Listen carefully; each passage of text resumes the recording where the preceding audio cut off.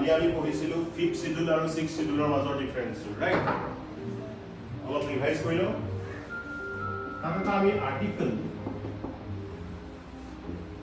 371 B পঢ়িছিলো right 371 B এখন state associate আছে এখন ষ্টেট কি ক'ব পাৰিবা Yes, Assam. So, our Assam Article 371B আছে যাৰ কাৰণে এটা স্পেশাল স্ট্যাটাস মানে বাকি বিলাক স্টেটৰ পৰা অলপ বেলেগ পাৱাৰছ বেলেগ তোমাৰ স্পেশালিটি দিয়া হৈছে অসমখনত ঠিক আছে আৰু এটো মই কিহৰ কাৰণে কৈ আছো কাৰণ তোমালোকে কালি কোনে সুধিছিলা ৰিয়াই সুধিছিলে কোৱেশ্চনটো ৰিয়াই সুধিছিলে যে 5th শিডিউল স্যাৰ আৰু 6th শিডিউল দুটা দেখোন একেলগে থাকে আৰু একেগতে লাগে কি ডিফাৰেন্স থাকে সো মই হেতু বুজাবলৈ গৈ থাকোতে মই তোমালোকক কৈছিলো আৰ্টিকল 371 বি আৰু তাত আমি এই পাৰ্টিকুলাৰ চেপ্টাৰটোৰ কথা কৈছো সো ইয়ালৈকে সবে বুজি পাইছিলা এতিয়া আজি আমি পঢ়িম তোমালোকৰ 324 বিষয়ে আৰু ইয়াৰ লগত এটা ইম্পৰ্টেন্ট বহুত ইম্পৰ্টেন্ট এটা আৰ্টিকল আৰু লগতে এটা এমেন্ডমেন্টৰ কথা আমি পঢ়িম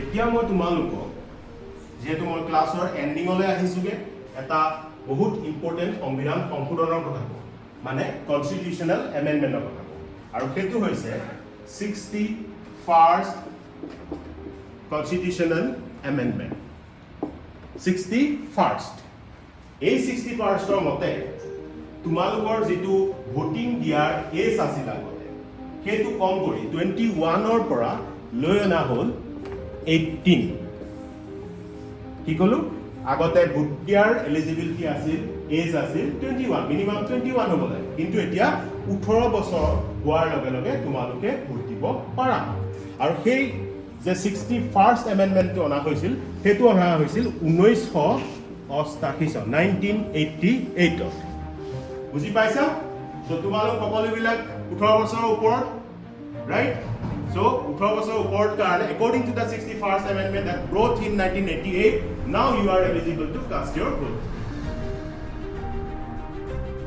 okay students আজি ক্লাসটো আমি ইমানতে সামৰণি মাৰিছো যদি তোমালোকক মই লাষ্ট কৈছো এই 61st এমেন্ডমেন্টটো কথা আৰু 21 পৰা 18 কেনেকৈ হ'ল সেইটো সবে গম পালা ঠিক আছে সো আজি ক্লাসটো কে কৈছে কিন্তু ইয়াত এটা মই ইম্পৰ্টেন্ট এনাউন্সমেন্ট তোমালোকক দিব বিচাৰিম সেইটো হৈছে অহা কালিলৈ আমাৰ ইনষ্টিটিউটখন বন্ধ থাকিব কিয় বন্ধ থাকিব কাৰণ অহা কালিলৈ আছে আমাৰ ভোটিং ডে সো আমাৰ কাইলে আছে ভোট দিয়াৰ দিব ৰাইট তোমালোক সকলোৱে এতিয়া 18 প্লাস সো তোমালোক সকলোৱে ভোট দিবকে পাৰা আৰু সেই উদ্দেশ্যে আমাৰ ইনষ্টিটিউটখন কাইলৈ বন্ধ ৰখা সো কাইলৈ সকলোৱে ভোট দিবা হ'ব আৰু আমি পৰহিলৈ লগ পাম কি এছাইনমেন্ট দিছো কিন্তু কৰি আনিবা ঠিক আছে ঠিক আছে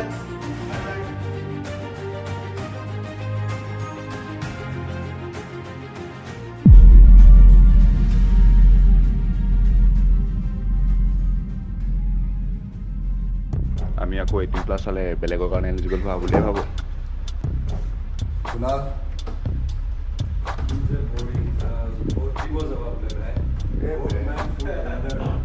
Asif, मैं मारो के हे कोई बात बिहार से जी लागे सब किनको बस्तु कमी होना है बुझा अरे भाई तो टेंशन क्यों লৈ আছো তোৰ ভাই এবাৰ মালৰ ব্যৱস্থা কৰিছে ন দে মজা আপে Kunal, তো লোকেশনটো ঠিক কৰিবি আকৌ লোকেশন একদম তুমি চিন্তা নকৰিবা ভাইজান এবাৰ আমি ভোটিং ডে মনাম একদম চাপৰি কেছ নাই ফুল চিল পুৰা বাড়ি মজা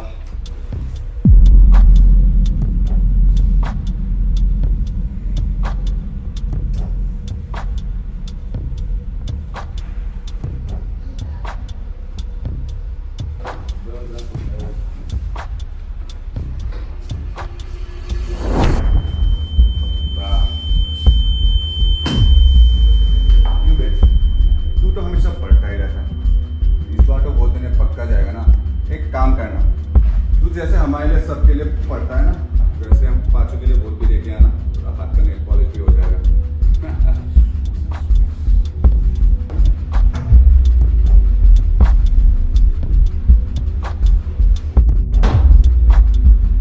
Darling, তুমি আহি যাবা পাৰ্টি কৰিবলৈ কাইলে। Please don't disturb.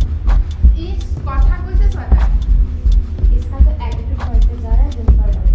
ঠিকেই, টপাৰ হৈ আছে যে, সেইকাৰণে আকৌ। ओए एगा बात है कामोडी ऐसे है आयान बुला जा बुला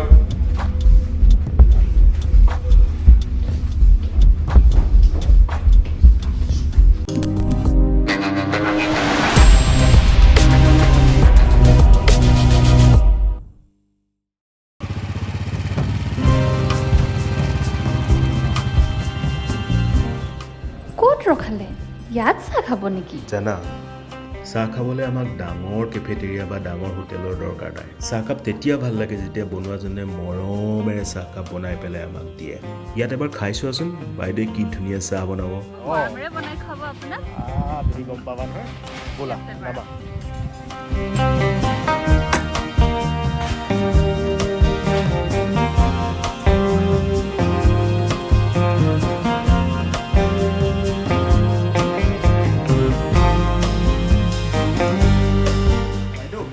একাপ চাহ বনাব হা, আদা দি পেলাই বনাব।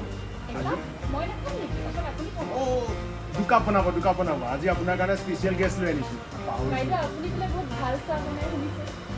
বাইদেউ আপুনি আজি বনাই পেলাই দেখুৱাই দিব যে আপুনি কেফেটেৰিয়াতকৈ বহুত ভাল চাহ বনায়। নাই নি? মৰম দি পেলাই বনাই যে চাহকাপ বহুত ভাল লাগে খাই। ঠিক আছে, আজি খালেহে গম পাম তেতিয়াহ'লে।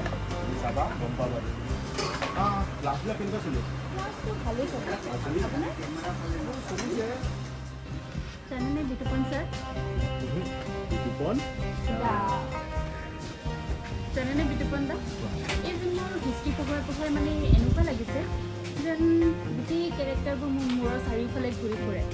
এই যে তাহানিতে বীৰ লাচিত বৰফুকন, সেইফালে আপোনাৰ ৰজা চুকাফা, তেওঁলোকক ইমানেই মাতি থাকোঁ ক্লাছত, এনেকুৱা লাগে যেন তেখেতসকলে কিবা আমনিহে পাইছে মাতি থকাৰ কাৰণে।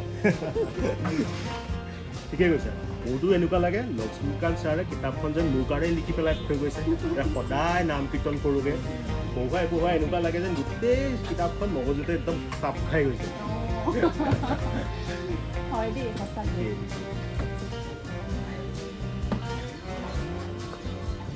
এয়া লোৱা। ঠিক আছে, আজি ট্ৰাই কৰি চাওক বাইদেউ হাতৰ স্পেচিয়েল। খাই চোৱা তেতিয়া গম পাবা তুমি।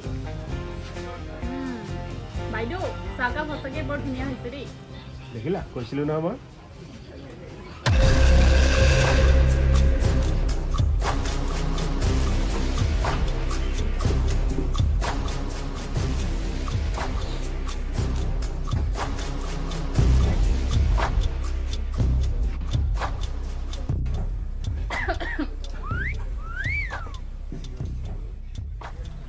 চিগাৰেট খোৱা শিকাব লাগে যদি বাইদেউক আমি শিকাই দিব পাৰোঁ।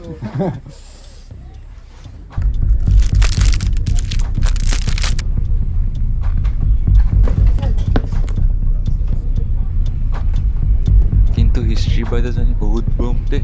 ঐ সুধিছা না কি জানা প্ৰাইভেট ক্লাছ লৈ আহিবা। এনেকুৱা লাগিছে ছাৰ আৰু বাইদেউ যেন নিজৰে হিষ্ট্ৰী ক্ৰিয়েট কৰিব গৈ আছে।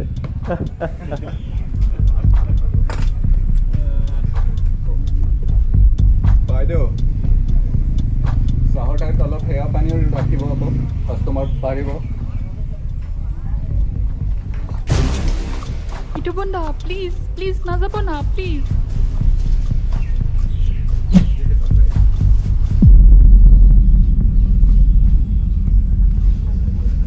হেল্ল', আপুনি ছাৰ হ'ব পাৰে ক্লাছত, ইয়াতে আপোনাৰ মাষ্টাৰগিৰি নেদেখাব। আমিও 18 প্লাছ, আমিও জানো আমাৰ কাৰণে কি ভাল কি বেয়া।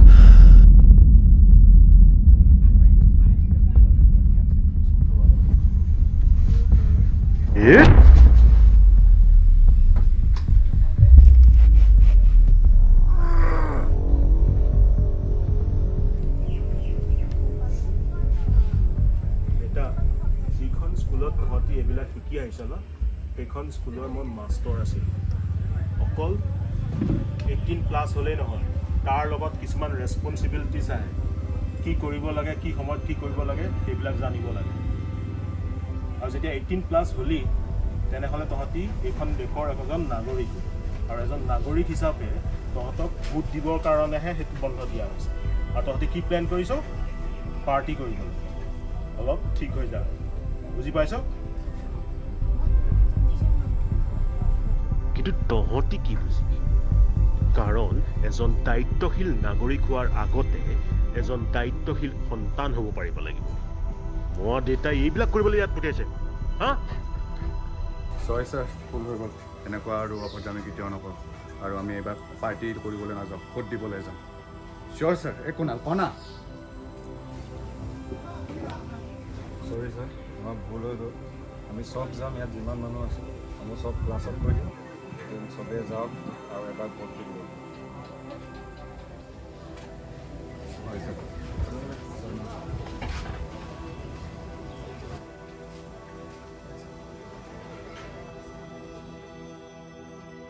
সৰি ছাৰ সৰি মেম আজিৰ পৰা ময়ো ৰেছপনচিবল ষ্টুডেণ্ট মানে ৰেছপনচিবল চিটিজেন হ'ম